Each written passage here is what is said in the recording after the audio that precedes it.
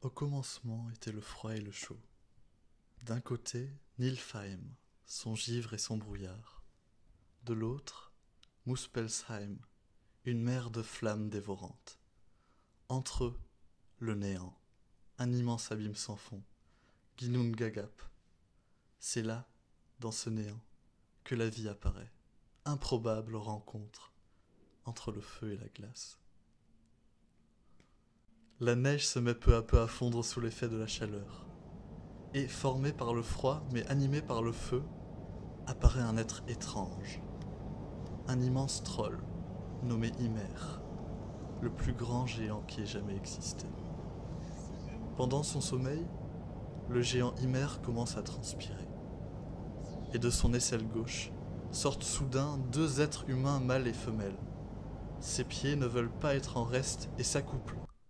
De leur union naît un fils à 6 têtes. C'est l'origine de la lignée des Rimtusser, que nous appelons de nos jours trolls et géants. Odin et ses frères, Ve et Vilje, se rebellent contre Ymer et sa lignée. Le combat est féroce. C'est Odin et ses frères qui emportent la victoire. Ils tuent le géant, et un flot de sang balaye les ennemis des Aesir et les noie tous, à l'exception de 2 d'entre eux.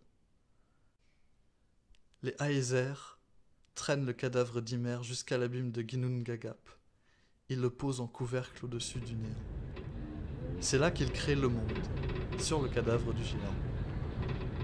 Son sang devient la mer, sa chair devient la terre, ses os deviennent les montagnes et les falaises, ses dents et les éclats de ses os, les rochers et les éboulis.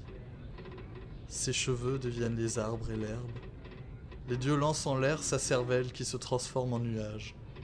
Et le ciel ? C'est la boîte crânienne du géant. Elle est placée comme une coupole au-dessus de la création.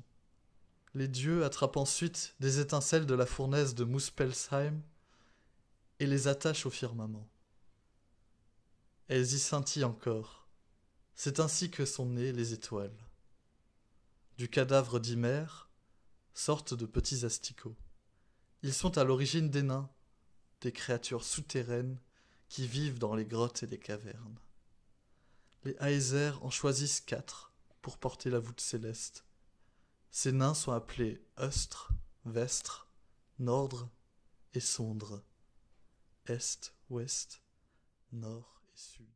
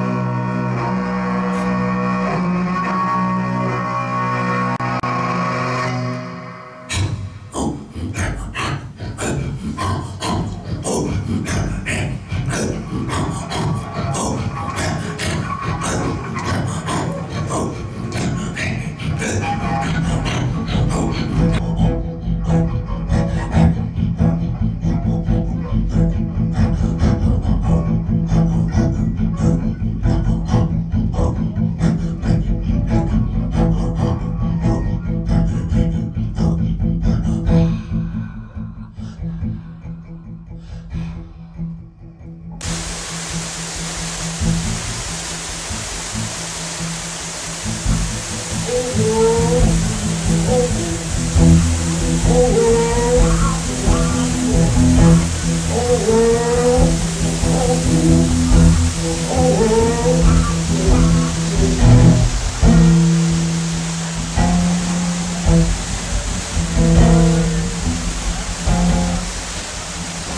sagas sont des récits plus ou moins véridiques sur la manière dont vivaient les Vikings, sur les batailles qu'il y a pu y avoir, les oppositions entre clans. C'est ce qui permet, même si ça reste quand même des légendes, c'est ce qui permet aux Islandais de s'appuyer sur un récit écrit et historique quant à leurs origines. De Hrafnkel et de ses gens leur lient les mains derrière le dos, puis, à l'aide de leurs couteaux, ils leur percent les tendons des jarrets, font passer des cordes par les incisions, les lient les uns aux autres, au nombre de 8, et les suspendent à une poutre. Voilà un genre d'humiliation auquel tu ne t'attendais guère, dit Thorgeir à Hrafnkel, et cependant, tu n'as que le sort que tu mérites. Ils reviennent à Hrafnkel, le détachent, lui et ses gens, et les déposent dans un champ. Il n'est pas difficile de triompher d'un homme réduit à une aussi triste condition. Sam lui dit « Tu peux choisir entre 2 alternatives.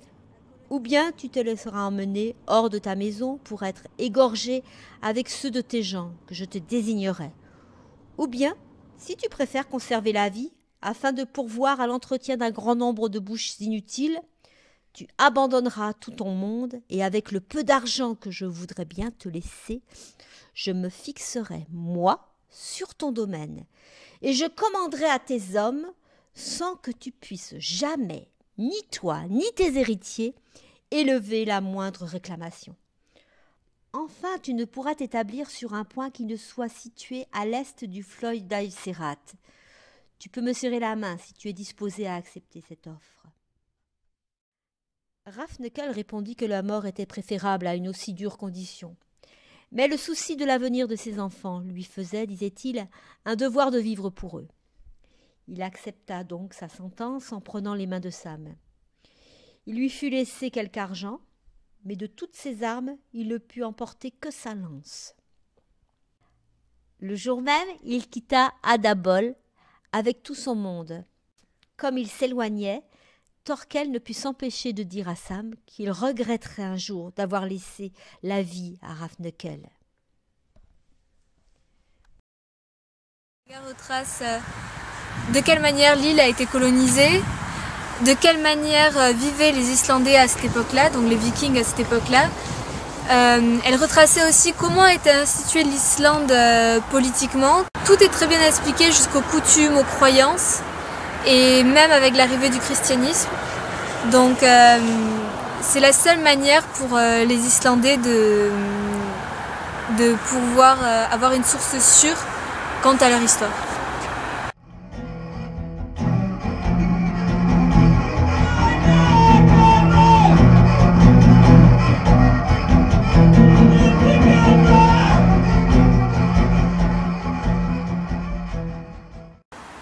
Nous voici à Borgarnes, donc Borg dans la province du Mirar, le lieu où se déroule la saga de Egil le Chauve, un héros réputé pour sa laideur et pour sa cruauté.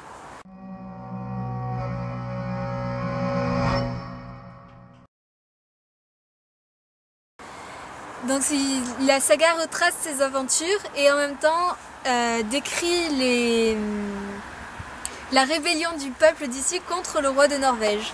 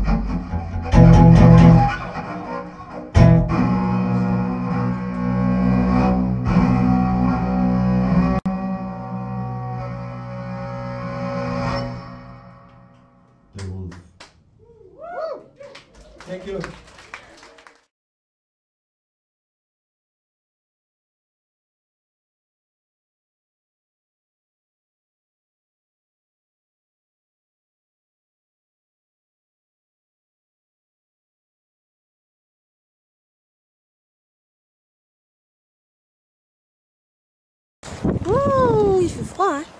Oh là là. Bon. Ils sont où, mes amis? Je crois que je vais aller faire un petit tour, là. Ah, mais ils sont partis, celui-là. Ah là là là là, choup.